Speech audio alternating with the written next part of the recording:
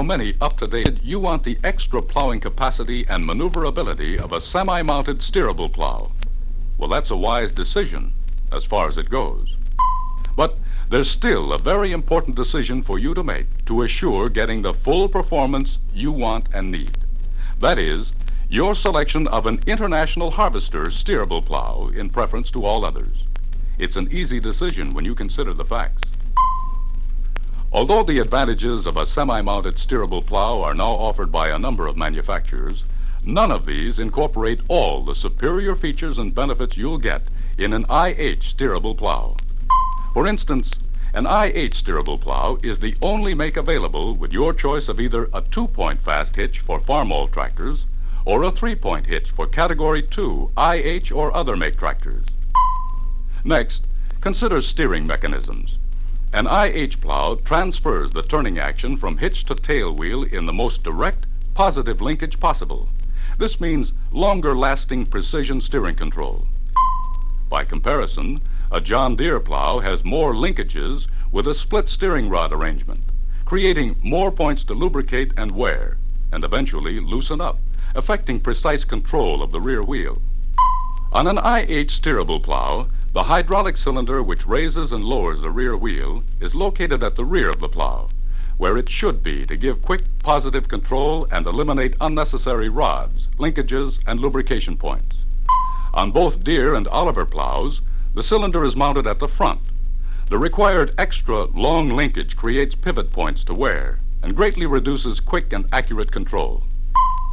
With an IH steerable plow, either a single or double acting cylinder may be used for raising and lowering the tail wheel.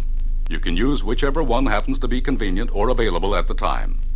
On the other hand, neither Deere nor Oliver plows offer a single acting cylinder with its advantages of economy and faster acting drop.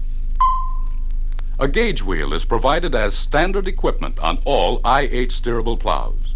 This feature assures more uniform plowing depth under all soil conditions. Some manufacturers offer a gauge wheel only as an optional extra cost item. Others make no gauge wheel available at all. Trash clearance is of major importance in the operation of a plow, and an IH steerable plow provides a large 27-inch vertical clearance and 26 inches fore and aft. An Allis-Chalmers Series 70 or 80 provides only 23.5 inches vertical clearance and 24 inches fore and aft. And some manufacturers' claims for large trash clearance are actually misleading. For instance, with its tubular backbone, an Oliver 5540 requires bulky side plates for its trip beams and mounting brackets to attach the beams to the backbone.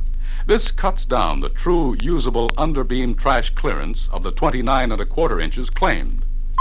An IH steerable plow is built for rugged strength. Unlike the tubular backbone of an Oliver, which requires special mounting brackets, the box beam construction of the IH backbone is the strongest, simplest, and best for maintaining alignment throughout years of stress and strain.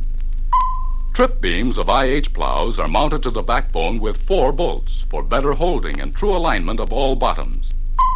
Oliver mounting of trip beams with only 3 bolts is not as strong and is subjected to more stress since the support is further away from the plowshare.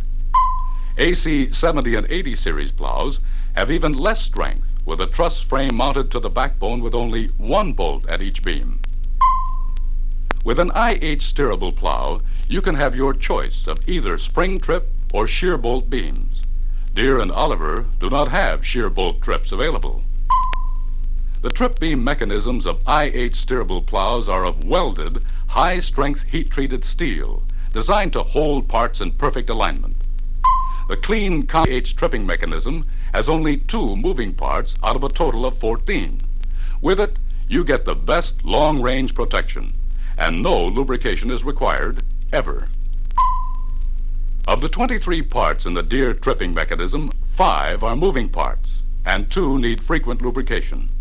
The required grease causes gumming and sticking of the mechanism and holds dirt, which contributes to abrasion and wear. IH tripping mechanisms provide an infinite range of trip pressure adjustments, easy to make with no disassembly required to change tripping pressure. Deere mechanisms, however, require dismantling and the addition or removal of shims, And certainly no operator would want to lose all the time required to reset 6 bottoms. From these few examples, it's easy to see that your decision should be not only for a steerable plow, but for an International Harvester semi-mounted steerable plow. To best meet your power needs, you have your choice of 4, 5, or 6 bottom models. And no matter which model you select, you'll be getting all the superior design, construction, and performance that makes it your choice without a doubt.